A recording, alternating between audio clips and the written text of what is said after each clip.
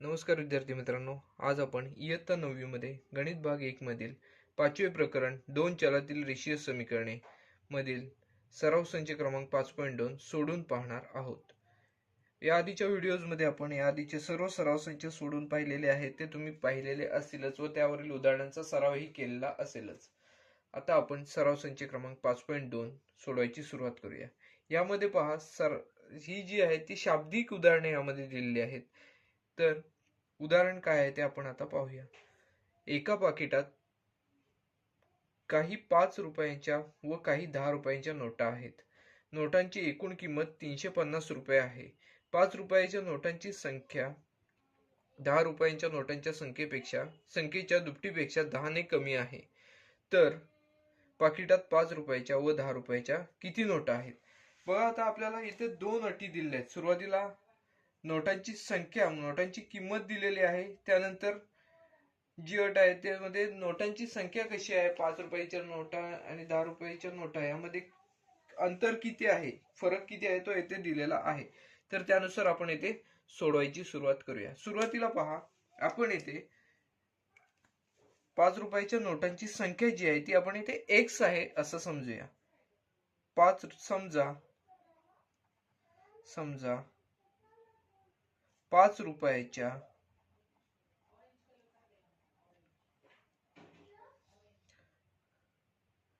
नोटांची संख्या x आहे.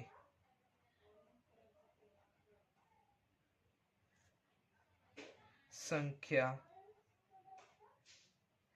x आहे आणि 10 रुपयांच्या नोटांची संख्या y आहे.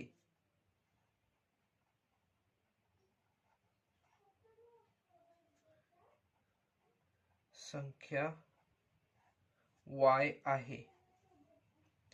बघा, आता आपण 5 रुपयाच्या नोटांची संख्या x मानलेली आहे आणि 10 रुपयाच्या नोटांची संख्या y मानलेली आहे. त्यानुसार बघा, 5 रुपयाच्या काही नोटा आणि 10 रुपयाच्या काही नोटा आहेत, त्यांची एकूण किंमत 350 आहे. बघा, आता सुरुवातीला आपल्याला आधी एक वाक्य लिहावं लागेल. 5 रुपयाच्या नोटांची किंमत कशी असणार आहे, तर नोटांची संख्या गुणिले 5 म्हणजेच काय असणार, नोटांची संख्या आहे x, त्याला गुणिले 5 म्हणून आपण काय म्हणणार, 5 रुपयाच्या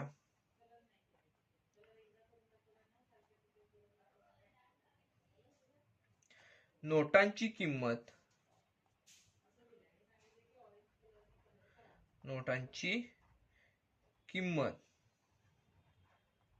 काय असणार आहे, तर बघा, नोटांची संख्या गुणिले 5 रुपये म्हणजेच किती असणार आहे, तर 5x असणार आहे. त्याचप्रमाणे 10 रुपयाच्या नोटांची किंमत बघा काय असणार आहे, 10 रुपयाच्या नोटांची किंमत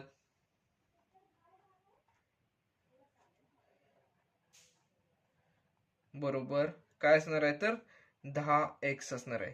नोटांची संख्या गुणिले 10 म्हणजे एवढी त्या नोटांची किंमत असणार आहे. मग आपल्याला बघा, पहिली अट काय दिलेली आहे, तर 5 रुपयाच्या काही नोटा आणि 10 रुपयाच्या काही नोटा आहेत, त्यांची एकूण किंमत 350 आहे. म्हणजेच आपल्याला काय म्हणता येईल येते, तर 5 रुपयाच्या नोटांची किंमत आपण येथे काय म्हणलेली आहे, 5x पहिल्या अटीनुसार किंवा दिलेल्या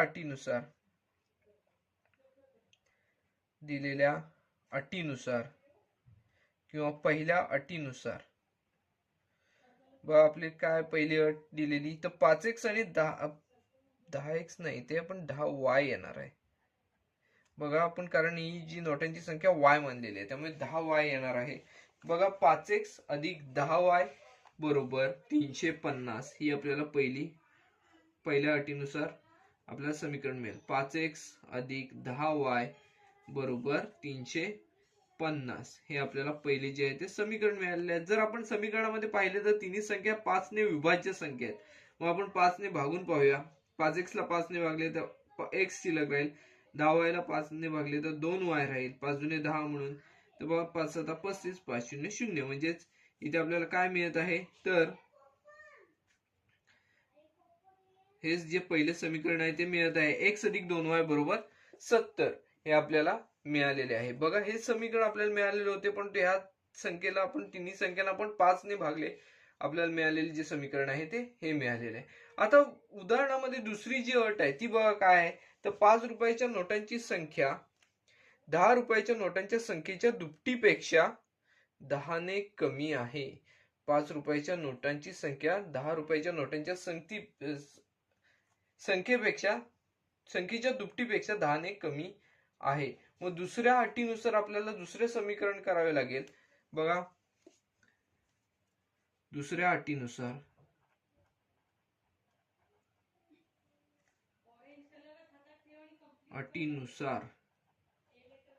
बघा आपल्याला हे कसं मिळेल, 5 रुपयाच्या नोटांची संख्या आपण एक्स मानलेली आहे, ती येथे काय आहे तर 10 रुपयाच्या नोटांच्या दुपटीपेक्षा म्हणजे 2y 10 वजा 10 ने कमी आहे. म्हणजेच काय आपल्याला दुसरं समीकरण मिळालेलं आहे. बघा, दुसऱ्या अटीनुसार 5 रुपयाच्या नोटांची संख्या ही 10 रुपयाच्या नोटांच्या संख्येच्या दुपटीपेक्षा 5 रुपयाच्या नोटांची संख्या आपण एक्स मानलेली आहे, म्हणून एक्स हे 10 रुपयाच्या नोटांच्या दुपटीपेक्षा म्हणजे 2y वजा 10 ने कमी आहे, म्हणजेच वजा 10 अशा स्वरूपात हे आपल्याला दुसरे समीकरण मिळालेले आहे. आपण यामध्ये चलांची जी पदे आहेत ती एका बाजूला घेऊया आणि संख्या एका बाजूला ठेवूया, म्हणजे दुसरं समीकरण मिळेल. बघा, x वजा 2y बरोबर ऋण 10 अशा स्वरूपात आपल्याला दुसरे जे समीकरण आहे ते येथे मिळालेले आहे. बघा, समीकरण 1 आणि समीकरण 2 यांचा जर विचार केला तर यामध्ये आपल्याला 2y x दोन्ही पण आपल्या सगळ्या पद्धती समान दिसत आहेत. त्यामुळे आपण काय करूया, इथे सरळ बेरीज करूया. इथे 2y ला धन आहे, इथे 2y ला ऋण चिन्ह आहे, त्यामुळे 2y या पदाचा आपण इथे लोप करू शकतो. बघा, समीकरण 1 आणि 2 ची येथे आपण बेरीज करूया. समीकरण 1 व 2 ची बेरीज करून 1 व 2 ची बेरीज करून बघा, समीकरण 1 काय आहे तर बघा, x अधिक 2y बरोबर 70. x अधिक 2y बरोबर 70 आणि दुसरे जे समीकरण आहे ते x वजा 2y बरोबर ऋण 10.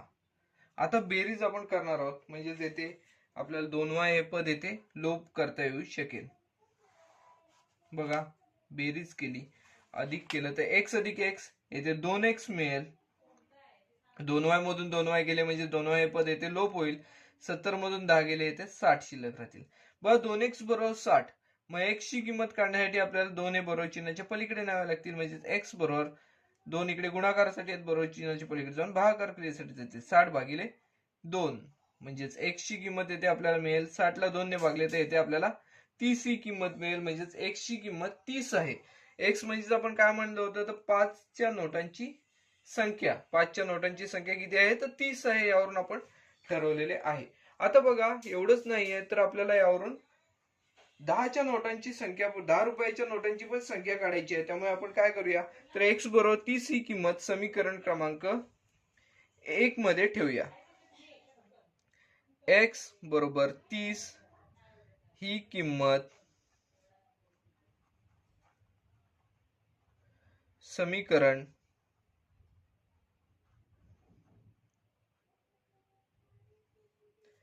1 मध्ये ठेवून बघा, समीकरण 1 काय आहे तर x अधिक 2y बरोबर 70. x अधिक 2y बरोबर 70. आता बघा, x च्या ठिकाणी आपण 30 ही किंमत ठेवणार आहोत. 30 अधिक 2y बरोबर 70. आता 30 बरोबर चिन्हाच्या पलीकडे नेऊया. धन 30 आहे ते बरोबर चिन्हाच्या पलीकडे जाऊन ऋण 30 होणार, म्हणजे 2y बरोबर 70 वजा 30, म्हणजेच 2y ची किंमत आपल्याला येते किती मिळते, 70 मधून 30 गेले तर येते 40 ही किंमत आपल्याला 2y ची मिळेल. मग आपल्याला y ची किंमत काढायची आहे, म्हणजे 2 हे y बरोबर गुणाकार क्रियेसाठी येते बरोबर चिन्हाच्या पलीकडे जाऊन भागाकार क्रियेला जाणार. 40 भागिले 2 यावरून y बरोबर 40 ला 2 ने भागले तर 20 ही किंमत येते आपल्याला मिळताना दिसून येईल. बघा, आपल्याला y ची किंमत मिळालेली आहे, x ची सुद्धा किंमत मिळालेली आहे. आपण x म्हणजेच काय समजलो होतो, 5 रुपयाच्या नोटांची संख्या, आणि y म्हणजेच काय तर 10 रुपयाच्या नोटांची संख्या हे आपण येथे समजलेलो होतो. मग आपण शेवटला हे वाक्य लिहूया. म्हणून 5 रुपयाच्या नोटांची संख्या 5 रुपयांच्या नोटांची संख्या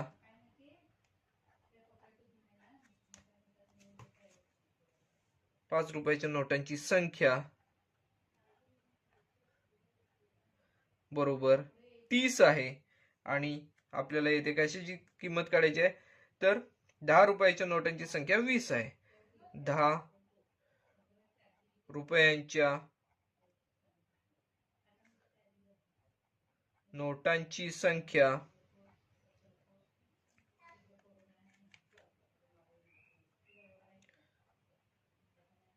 बरोबर 20.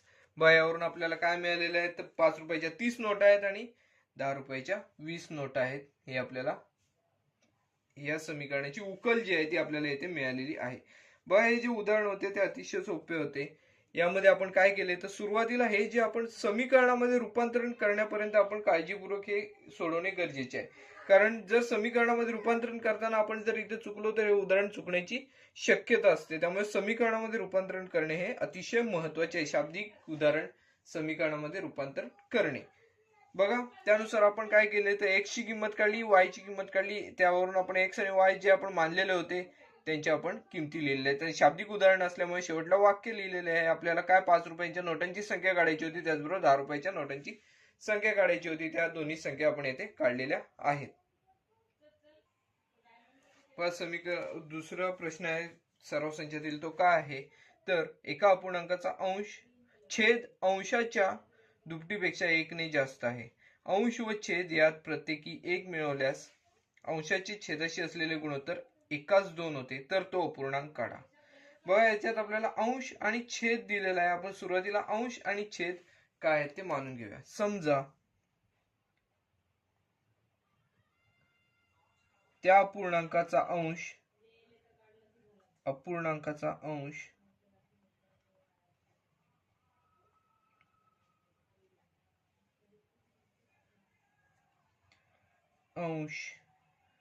x आहे, x आणि छेद y आहे अशी आपण येथे समजूया. छेद y आहे. मग आता तो अपूर्णांक कसा असेल, म्हणून तो अपूर्णांक बरोबर, तो अपूर्णांक काय असणार आहे, तर x छेद y.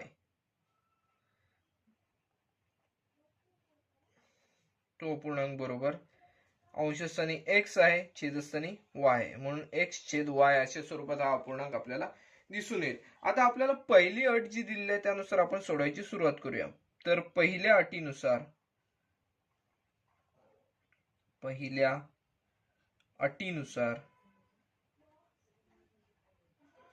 पहिली अट आपल्याला काय दिलेली आहे, तर अपूर्णांकाचा छेद अंशाच्या दुपटीपेक्षा 1 ने जास्त आहे. अपूर्णांकाचा छेद जो आहे तो अंशाच्या दुपटीपेक्षा 1 ने जास्त आहे.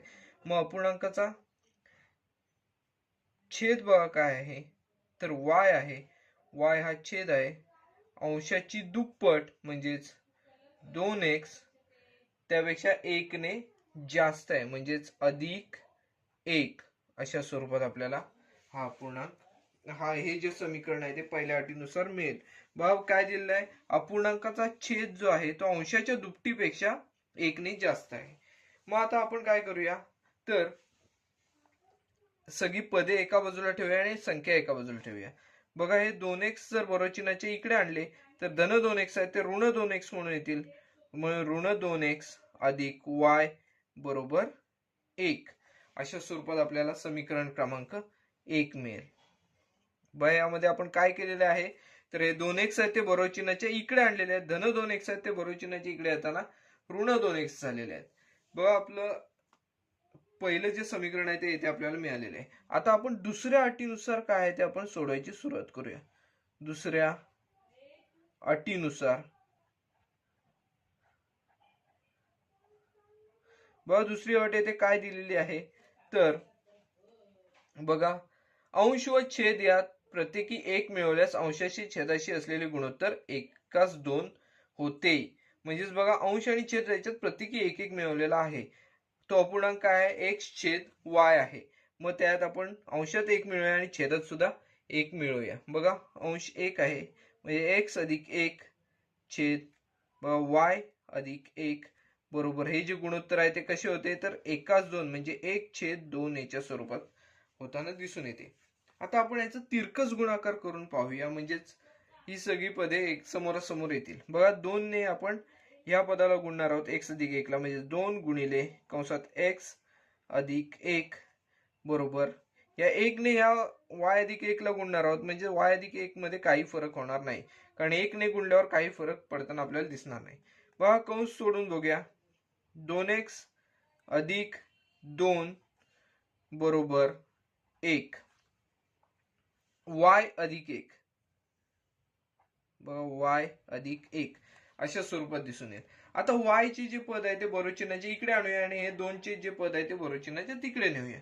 बघा काय मिळेल आपल्याला, 2x y ला धन चिन्ह आहे ते वजा होईल, ऋण वजा y बरोबर 1 वजा 2. 2 बरोबर चिन्हाचे तिकडे गेल्यावर ऋण 2 होणार आहेत, म्हणजेच 2x वजा y बरोबर ऋण 1.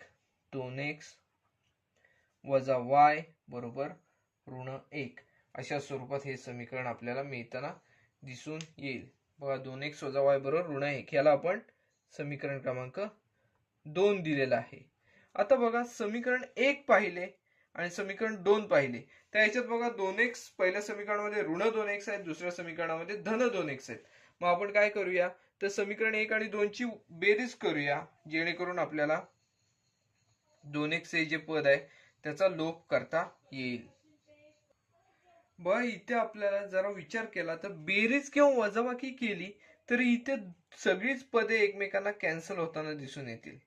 म्हणजेच बघा 2x बेरीज केली तर ऋण 2x धन 2x हे एकमेकांना कॅन्सल होतील, त्याचबरोबर धन y ऋण y हे सुद्धा एकमेकांना कॅन्सल होतील. म्हणजे समीकरणामध्ये आपण चिन्ह जर बदलली तर कशा स्वरूपात होतील बघा, आहे त्याच्या विरुद्ध चिन्ह घेतली तर बघा कसं समीकरण होईल, ऋण 2x आता हे अधिक y बरोबर 1 हे समीकरण आपल्याला मिळेल. आणि पहिलं समीकरण आणि हे जे समीकरण आपण पाहिलं या दुसऱ्या समीकरणाऐवजी आपण हे तयार केलेले हे जे समीकरण आहे ते जर पाहिले तर दोन्ही समीकरणे समान आहेत. म्हणजेच आपल्याला यावरून काय म्हणता येऊ शकतं तर समीकरण 1 आपण ह्याला 2 नंबर न देता ह्याला क्रमांक 2 देऊया. बघा समीकरण 1 आणि समीकरण 2 ही दोन्ही समीकरणे समान आहेत, परिणामी आपल्याला असे म्हणता येऊ शकते की यांच्या उकली सुद्धा अनंत आहेत असे आपल्याला येथे म्हणता येऊ शकते. बघा या समीकरण आपण वाक्य लिहूया, समीकरण 1 व 2 समीकरण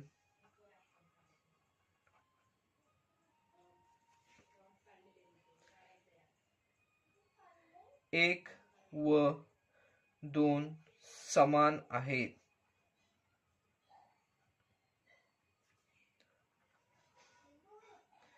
परिणामी यांच्या आपल्याला उकली जास्त आहेत, अनंत आहेत असं आपल्याला म्हणता येऊ शकते. म्हणून यांच्या उकली अनंत आहेत, अनंत आहेत असे आपण येथे म्हणू शकतो. बघा आता हे दोन आपण यावरून आपण काय करूया तर साधारणपणे 1-2 उकली यांच्या काढून पाहूया. बघा हे जे समीकरण आहे ऋण 2x अधिक y बरोबर 1 ह्याच्यामध्ये आपण काय करूया तर x ची किंमत 1 घेऊन पाहूया. समजा x बरोबर 1 2 उकली आपण घेऊन पाहूया. समजा x बरोबर 1 घेतलं तर बघा y ची किंमत काय मिळेल. बघा समीकरण काय 2x आहे, म्हणजे ऋण 2 गुणिले 1 अधिक y बरोबर 1 म्हणजे ऋण 2 गुणिले 1 ऋण 2च येणार अधिक y बरोबर 1 असणार आहे. ऋण 2 बरोबर चिन्हाच्या पलीकडे गेले तर काय मिळेल आपल्याला बघा 1 अधिक 2 y ची किंमत आपल्याला इथे 3 मिळेल. बघा 1/3 म्हणजे 1 हा अंश आहे आणि छेदस्थानी 3 ही संख्या आहे असे आपल्याला यावरून सांगता येऊ शकते. त्याचबरोबर बघा आपण येता x ची किंमत 1 घेतली होती, त्यानंतर x ची किंमत 2 घेऊन पाहूया.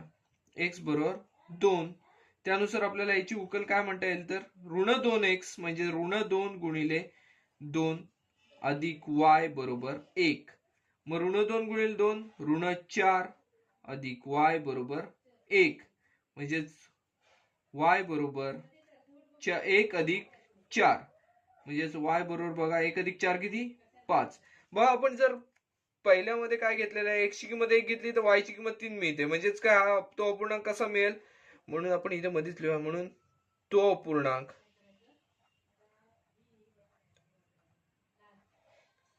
काय असणार आहे तर 1/3 असेल. जर x ची किंमत 1 घेतली तर आपल्याला y ची किंमत 3 x ची किंमत 1 घेतली तर y ची किंमत 3 मिळाली म्हणून आपल्याला तो अपूर्णांक काय म्हटला 1/3 आहे. आता बघा इथे आपण x ची किंमत 2 घेतली तर y ची किंमत 5 आली आहे म्हणून तो अपूर्णांक काय असणार आहे तर 2/5 असणार आहे. अपूर्णांक बरोबर 2/5. अशाच प्रकारे आपण जर पुढे x ची किंमत 3 घेतली x ची किंमत 4 घेतली जसं जसं आपण x ची किंमत बदलत जाऊ तसा असा तो अपूर्णांक जो आहे तो बदलत जाताना आपल्याला दिसून येईल. म्हणजे ज्याच्या आपल्याला अनंत उकली आहे तसं यावरून सांगता येऊ शकतं. बघा हे जे उदाहरण होते ते सुद्धा आपले पूर्णपणे सोडून झालेले आहे. यामध्ये आपण काय केले तर x हा अंश मानला y हा छेद मानला त्यानुसार सोडवत गेल्यानंतर आपल्याला तो अपूर्णांक दोन्ही जी समीकरणे मिळाली ती दोन्ही समीकरणे समान मिळालेली आहेत. परिणामी आपल्याला असे म्हणता येऊ शकते की त्यांच्या उकली अनंत आहेत. समान समीकरणे असल्यामुळे आपल्याला त्यांच्या पर्टिक्युलर किमती अशा काढता येऊ शकत नाही. त्यामुळे आपण x ची किंमत समजा x ची किंमत 1 घेतली तर आपल्याला तो अपूर्णांक कसा मिळेल 1/3 मिळेल. या अटींची पूर्तता करणारा तो अपूर्णांक 1/3 मिळेल. 2 घेतली 3 घेतली x ची जशी जशी किंमत घेऊ तशी अशी आपल्याला y ची किंमत मिळेल आणि तो अपूर्णांक आपल्याला वेगवेगळा दिसून येईल. आपले हे जे उदाहरण आहे ते सुद्धा पूर्णपणे सोडून झालेले आहे. पुढील उदाहरण जे तिसरे उदाहरण आहे ते बघा काय आहे. प्रियांका व दीपिका यांच्या वयांची बेरीज 34 वर्षे आहे. प्रियांका दीपिकापेक्षा 6 वर्षांनी मोठी आहे तर त्यांची वये काढा. अशा स्वरूपात हा प्रश्न आहे. तर आता हा प्रश्न जो आहे तो आपण सोडवायची सुरुवात करूया. यामध्ये बघा आपण सुरुवातीला प्रियांकाचे वय x मानूया आणि दीपिकाचे वय y मानूया आणि समीकरणे तयार करून सोडवण्याची सुरुवात करूया. समजा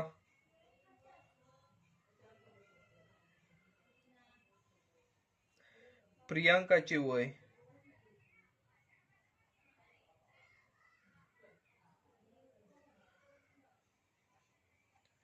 बरोबर x वर्षे आणि दीपिकाचे वय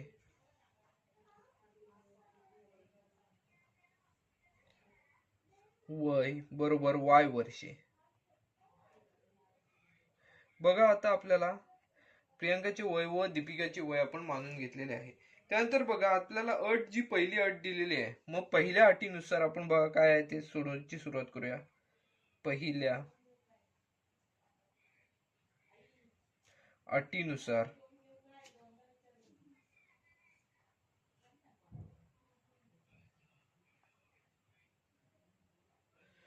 पहिल्या अटीनुसार काय आपल्याला म्हणता येऊ शकते तर प्रियांका आणि दीपिका यांच्या वयांची बेरीज 34 वर्षे आहे. मग x आणि y यांची बेरीज काय असणार आहे तर 34 वर्षे. x अधिक y बरोबर 34. बस प्रियांकाचे वय आणि दीपिकाचे वय यांची बेरीज 34 आहे म्हटल्यावर आपण याला विधान क्रमांक 1 देणार आहोत. बघ प्रियांकाचे वय आणि दीपिकाच्या वयाची बेरीज 34 काढलेली आहे पहिल्या अटीनुसार. आता दुसऱ्या अटीनुसार दुसरे समीकरण आपण तयार करूया. दुसऱ्या अटीनुसार बघा येथे दुसरी अट काय दिलेली आहे तर प्रियांका ही दीपिकापेक्षा 6 वर्षांनी मोठी आहे. म्हणजेच प्रियांका मोठी आहे दीपिका लहान आहे आणि त्यांच्यामधील अंतर जे आहे ते 6 वर्षे आहे. मग आता आपण ते पण समीकरणाच्या स्वरूपात मांडूया. प्रियांकाचे वय x वर्षे त्यामधून दीपिकाचे वय आपण जर y वर्षे वजा केले प्रियांकाच्या वयामधून आपण जर दीपिकाचे वय येते वजा केले तर आपल्याला येथे काय मिळणार आहे तर 6 मिळणार आहेत. प्रियांकाच्या वयातून दीपिकाचे वय वजा केले तर आपल्याला येथे 6 मिळणार आहेत कारण यांच्या दोघांमधील वयांमधील अंतर जे आहे ते 6 वर्षांचे आहे. आपण याला विधान क्रमांक 2 दिलेला आहे, समीकरण क्रमांक 2. आता समीकरण 1 बघा काय, x अधिक y बरोबर 34 आणि समीकरण 2 जे आहे ते x वजा y बरोबर 6.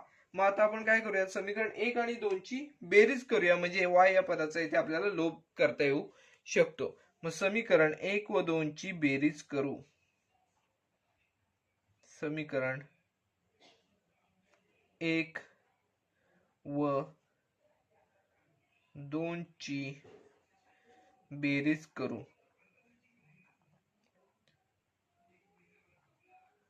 बघा समीकरण 1 आणि 2 ची जर बेरीज केली तर आपल्याला काय मिळेल बघा. समीकरण क्रमांक 1 आहे x अधिक y बरोबर 34 आणि समीकरण क्रमांक 2 आहे x वजा y बरोबर 6. आता याची आपण बेरीज करणार आहोत. बघा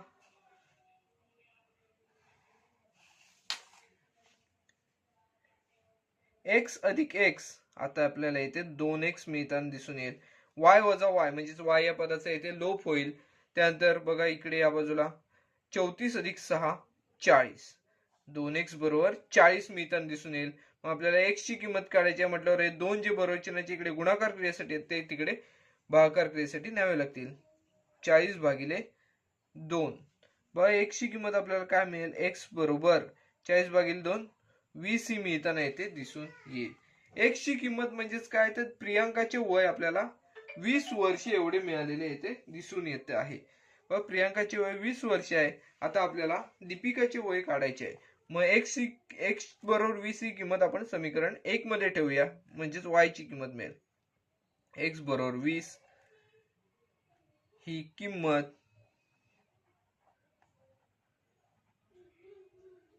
समीकरण 1 मध्ये ठेवू.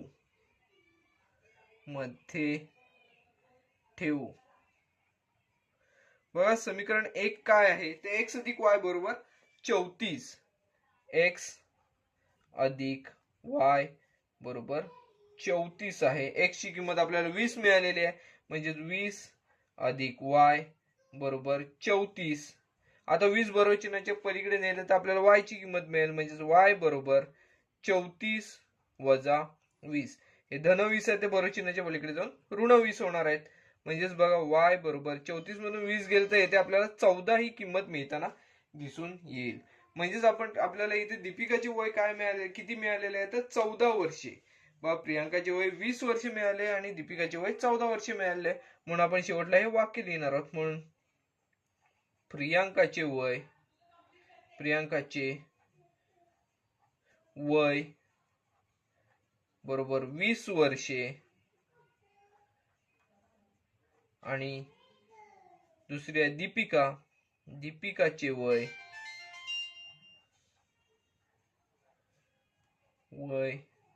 बरोबर 14 वर्षे. बघा हे जे उदाहरण आहे हे सुद्धा आपले पूर्णपणे सोडून झालेले आहे. यामध्ये आपण काय केलेले आहे, तर प्रियांकाचे वय x मानले, दीपिकाचे वय y मानले. पहिल्या अटीनुसार आपण या दोघींच्या वयाची बेरीज 34 आहे, त्यानुसार समीकरण तयार केले. आणि दुसऱ्या अटीनुसार त्या दोघींमधील वयांमधील अंतर जे होते ते 6 वर्षांचे होते, त्यानुसार दुसरे समीकरण तयार केले. समीकरणे सोडवल्यानंतर आपल्याला इथे x ची जी किंमत आहे ती मिळालेली आहे 20, त्यावरून आपण y ची किंमत काढलेली आहे, y ची किंमत 14. म्हणून प्रियांकाचे वय जे आहे ते आपल्याला 20 वर्ष आहे आणि दीपिकाचे वय बरोबर 14 वर्षे आपल्याला मिळालेले आपण येथे लिहिलेले आहे. बघा हे सुद्धा उदाहरण जे आहे ते आपले पूर्णपणे सोडून झालेले आहे. बघा पुढील जे उदाहरण आहे ते आहे, एका प्राणी संग्रहालयात सिंह आणि मोर यांची एकूण संख्या 50 आहे. त्यांच्या पायांची एकूण संख्या 140 आहे. तर प्राणी संग्रहालयातील सिंहांची व मोरांची संख्या काढा. बघा आता आपल्याला इथे सिंह आणि मोर यांची एकूण संख्या 50 दिली आहे. सुरुवातीला आपण सिंहांची संख्या x आहे असं समजूया आणि मोरांची संख्या y आहे असं समजूया. समजा प्राणी संग्रहालयातील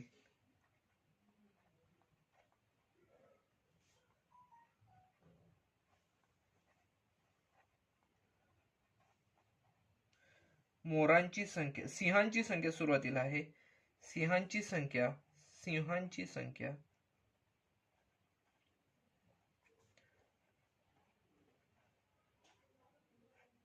x आहे आणि मोरांची संख्या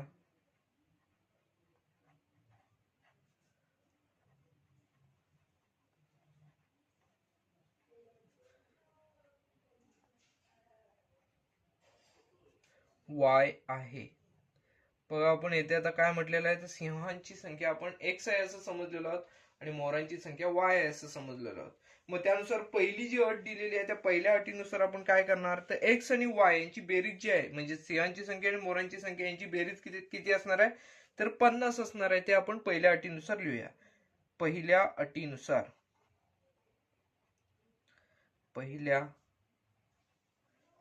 अटीनुसार बघा काय आपण म्हणू शकतो, तर x अधिक y बरोबर 50. x अधिक y बरोबर 50 हे आपण पहिल्या अटीनुसार म्हणू शकतो आणि ह्याला आपण विधान क्रमांक 1 देऊया. आता दुसऱ्या अटीनुसार आपण सोडवायची सुरुवात करूया. दुसऱ्या अटीनुसार बघा दुसरी अट काय आहे, तर त्यांच्या पायांची एकूण संख्या 140 आहे. आता बघा पायांची एकूण संख्या, इथे आपल्याला विचारपूर्वक हे समीकरण तयार करावं लागणार आहे. बघा सिंहांची संख्या x, मोरांची संख्या y.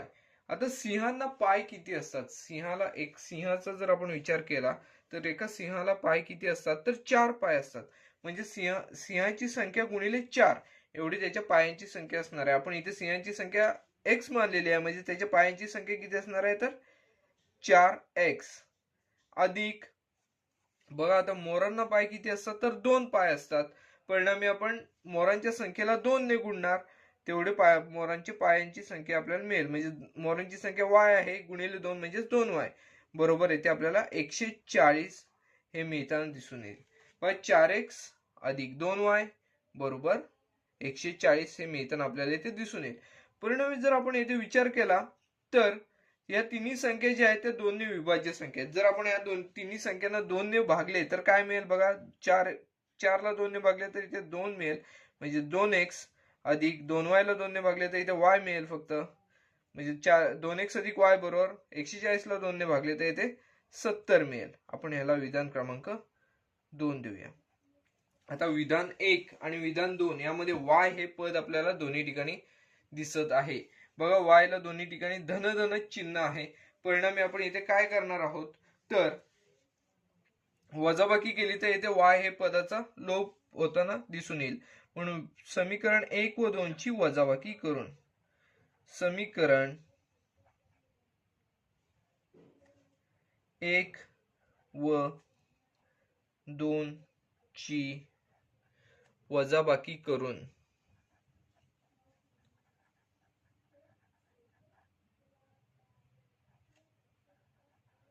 बघा वजाबाकी जर केली तर आपल्याला इथे काय मिळेल बघा, पहिले समीकरण x अधिक y बरोबर 50 आणि दुसरे समीकरण आहे 2x अधिक y बरोबर 70. अशा स्वरूपात दोन समीकरणे आहेत. आपण येथे आता वजाबाकी करणार आहोत. वजाबाकी करत असताना जी आपल्या राशी जी बहुपदी आपण वजा करत असतो त्या बहुपदीची सगळी चिन्हे आपण आहेत त्याच्या विरुद्ध करत असतो. म्हणजे इथे 2x ला धन चिन्ह आहे ते ऋण झालं, त्याचबरोबर इथे y ला धन चिन्ह आहे ते इथे ऋण झालं, 70 ला धन चिन्ह आहे ते सुद्धा ऋण झालं. बघा x वजा 2x इथे ऋण x मिळतील आपल्याला, y वजा y म्हणजेच y या पदाचा इथे लोप होताना दिसून येईल बरोबर. बघा 50 वजा 70 लहान संख्येतून मोठी संख्या, बघा इथे उत्तराला ऋण चिन्ह येईल, ऋण 20 ही किंमत आपल्याला मिळून येईल. बघा x ची किंमत आपल्याला इथे किती मिळालेली आहे, तर x बरोबर 20 ही किंमत मिळालेली आहे. x म्हणजेच आपण इथे काय म्हटलेले आहे, तर सिंहांची संख्या, म्हणजेच प्राणी संग्रहालयात एकूण सिंह किती आहेत, तर 20 सिंह आहेत असं आपण येथे म्हणू शकतो. मग आता x ची किंमत मिळाली, आपल्याला y ची किंमत काढायची आहे. मग आता आपण x बरोबर 20 ही किंमत समीकरण 1 मध्ये ठेवूया आणि y ची किंमत काढूया. x बरोबर 20 ही किंमत समीकरण 1 मध्ये ठेवून समीकरण 1 मध्ये ठेवून व समीकरण 1 काय आहे, तर x अधिक वाय बरोबर 50. x ची किंमत आपण किती काढलेली आहे, तर 20. व 20 अधिक वाय बरोबर 50. मग 20 बरोबर चिन्हाच्या पलीकडे नेले, इथे धन 20 आहे, तिकडे जाऊन ऋण 20 होणार, म्हणजे वाय बरोबर 50 वजा 20. वाय ची किंमत बघा किती मिळते, 50 मधून 20 गेले तर इथे 30 ही किंमत मिळते. वाय म्हणजेच आपण काय मानलेलं होतं, तर मोरांची संख्या मानलेली होती. बघा आपल्याला हे उदाहरण सोडवल्यानंतर सिंहांची संख्या जी आहे ती किती मिळालेली आहे, तर 20 मिळालेली आहे. म्हणून सिंहांची संख्या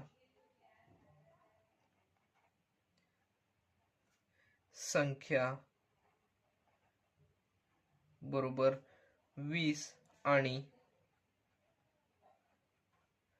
मोरांची संख्या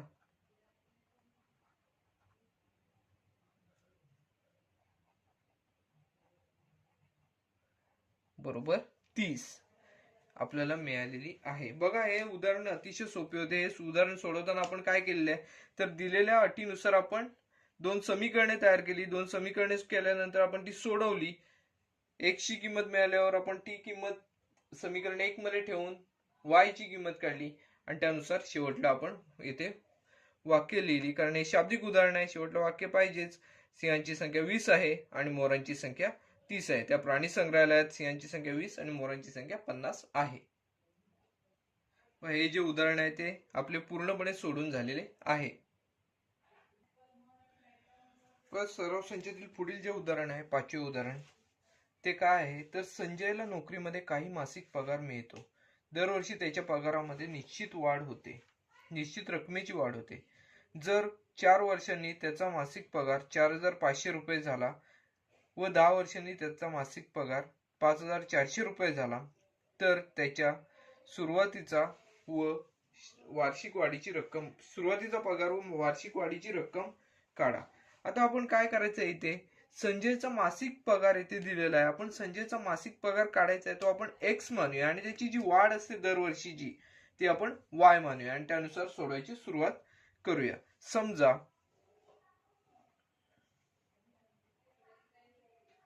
संजयचा मासिक पगार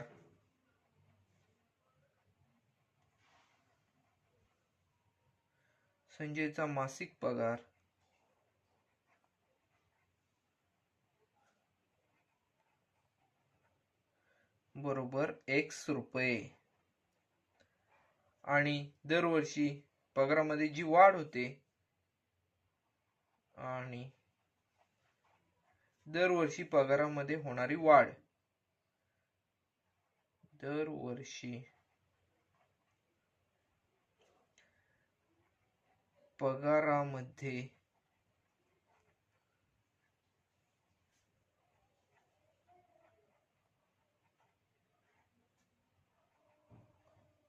होणारी वाढ बरोबर वाय रुपये आहे असं समजूया. बघा इथे आपल्याला काय दिलं, दरवर्षी त्याच्या पगारामध्ये निश्चित वाढ होते. जर 4 वर्षांनी त्याचा मासिक पगार 4,500 रुपये झाला. बघा 4 वर्षांनी बघा दरवर्षी वाय रुपयाने वाढते, तर 4 वर्षानंतर त्याची वाढ किती असणार आहे, म्हणून 4 वर्षानंतर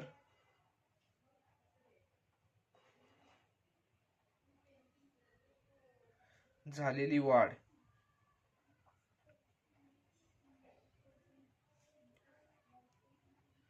बघा किती आहे, ही एका वर्षात वाय रुपये, तर मग 4 वर्षात किती असणार आहे, तर 4 वाय रुपये एवढी वाढ झालेली असणार आहे संजयच्या पगारामध्ये.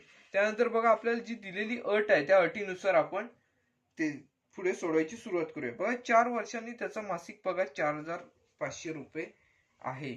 मग पहिल्या अटीनुसार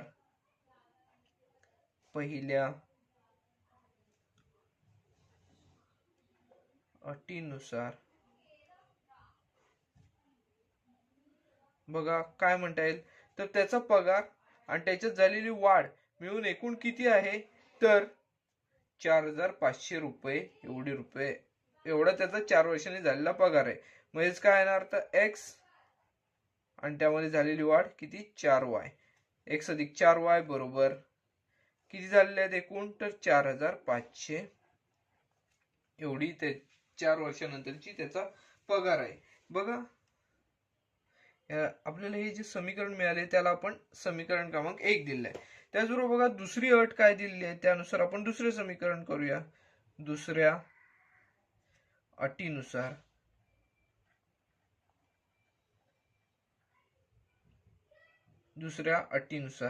काय बघा दुसरी अट, 10 वर्षानंतर मासिक पगार 5,400 रुपये झाला.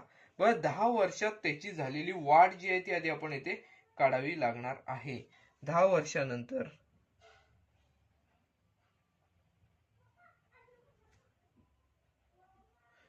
पगारात झालेली वाढ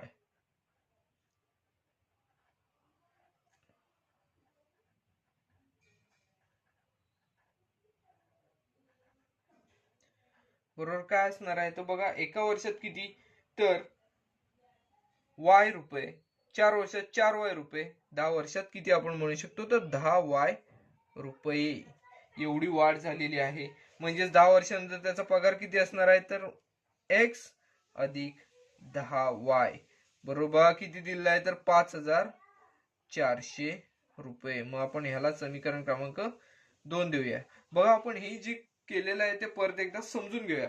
काय असतं उदाहरणांमध्ये, शाब्दिक उदाहरणांमध्ये त्याचे रूपांतरण समीकरणांमध्ये, शाब्दिक उदाहरणाचे समीकरणांमध्ये रूपांतरण करणे हेच महत्वाचे असते. समीकरणांमध्ये आपण योग्य रीतीने रूपांतरण केले तर आपले उदाहरण सोडवणे सोपे जाते. त्यानुसार बघा आपण काय केले तर सुरुवातीला आपल्याला संजयचा मासिक पगार आपल्याला माहिती नव्हता, तो आपण x रुपये मानला आणि त्याच्यामध्ये दरवर्षी निश्चित रकमेची वाढ होते असं आपल्याला सांगितलं होतं, म्हणून आपण ती वाढ काय मानली होती तर y मानली होती. त्यानंतर 4 वर्षांनी त्याचा मासिक पगार 4,500 रुपये दिलेला होता.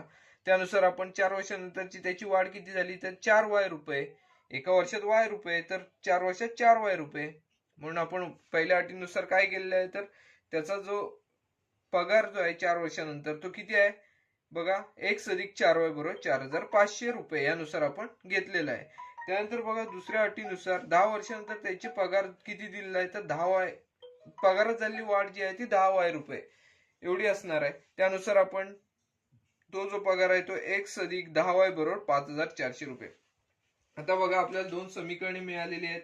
या समीकरणांवरून सोडवणे सुद्धा सोपे जाईल. बस समीकरण 1 आणि 2 यांच्यामध्ये x हे पद समान दिसत आहे, त्यांना चिन्ह पण समान दिसत आहे, सहगुणक पण याचे समान आहेत.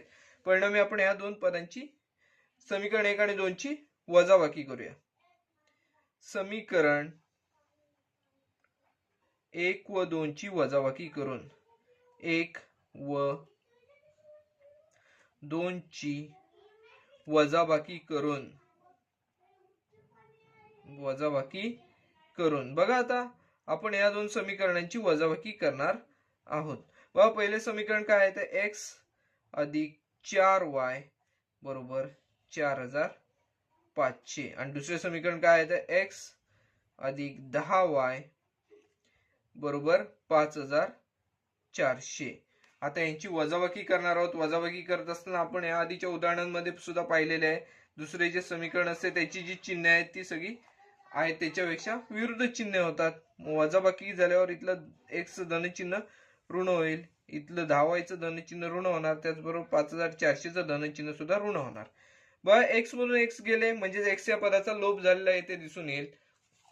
x या पदाचा इथे लोप झालेला आहे. 4y वजा 10y उत्तराला इथे ऋण चिन्ह येणार कारण 10y मोठे आहे त्याला ऋण चिन्ह आहे. बघा 10 मधून 4 गेले तर इथे 6 राहतात. 6y बरोबर बघा 4,500 वजा 5,400. इथे सुद्धा लहान संख्येतून मोठी संख्या वजा करायची आहे, उत्तराला ऋण चिन्ह. बघा 5,400 मधून 4,500 गेले तर इथे आपल्याला 900 ही किंमत मिळताना दिसून येईल. बघा 900 6y बरोबर ऋण 6y बरोबर ऋण 900. मग आपण काय करूया, ऋण 6 आहे ते बरोबर चिन्हाच्या पलीकडे नेऊया. ऋण 6 आहे y बरोबर गुणाकारासाठी आहे ते बरोबर चिन्हाच्या पलीकडे भागाकार क्रियेसाठी जाणार. म्हणजे y बरोबर ऋण 900 भागिले ऋण 6. बघा दोन्हीला पण ऋण ऋण चिन्ह असल्यामुळे भागाकार जो येणार आहे तो धन संख्या येणार आहे. म्हणजे y बरोबर बघा आपण 900 ला 6 ने भागले तर आपल्याला इथे 150 मिळताना दिसून येतील. व वाय ची किंमत येते 150 मिळालेली आहे. वाय म्हणजेच काय आपण म्हणलेलं आहे तर दरवर्षी होणारी वाढ जी आहे ती 150 रुपयांची असणार आहे. त्यानंतर अजून बघा आपल्याला एक्स ची किंमत काढायची आहे. मग आपण वाय बरोबर 150 ही किंमत समीकरण 1 मध्ये ठेवूया आणि एक्स ची किंमत काढूया. आता वाय बरोबर 150 ही किंमत समीकरण 1 मध्ये ठेवून समीकरण 1 मध्ये ठेवून समीकरण 1 काय आहे तर x अधिक 4y बरोबर x अधिक 4y बरोबर 4500 हे आपले समीकरण क्रमांक 1 आहे. त्यामध्ये आपण y ची किंमत ठेवूया. बघा x अधिक 4 गुणिले y ची किंमत येते आपण 150 काढलेली आहे बरोबर 4500. बघा x अधिक 4 गुणिले 150 बरोबर किती येणार 600 बरोबर 4500. आता हे बघा इथे आपल्याला 600 ही किंमत मिळालेली आहे. 600 बरोबर चिन्हाच्या पलीकडे नेले तर आपल्याला x ची किंमत मिळणे शक्य होईल.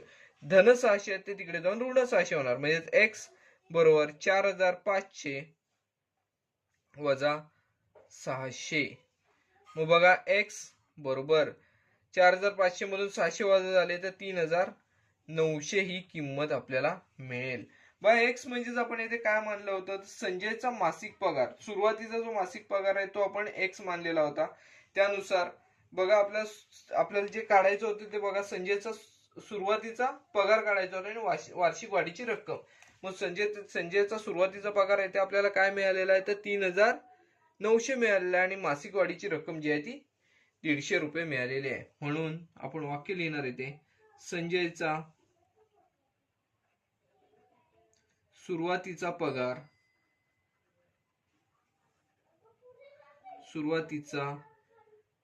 बरोबर 3900 रुपये आणि मासिक वाढीची रक्कम वार्षिक वाढीची रक्कम जी आहे ती काय आहे तर 150 रुपये आणि वार्षिक वाढीची रक्कम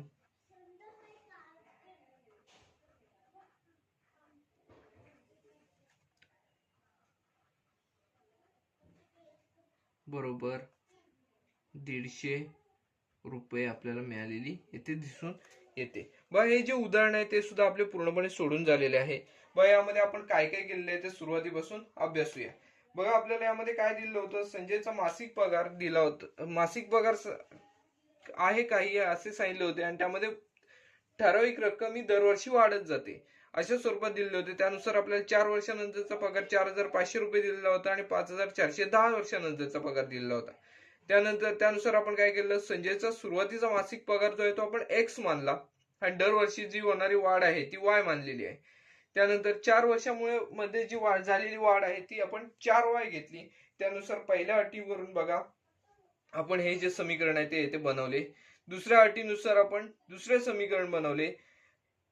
पहिल्या आणि दुसऱ्या समीकरणांवरून आपण एका पदाचा इथे लोप केला. त्यावरून y ची किंमत काढलेली आहे. y ची किंमत इथे आपल्याला 150 मिळालेली आहे. 150 म्हणजेच काय ही दरवर्षी पगारामध्ये होणारी वाढ 150 रुपये आपल्याला इथे मिळालेली आहे. त्यावरून आपण x ची किंमत काढली. x ची किंमत 3900 मिळाली 3900 मिळाली.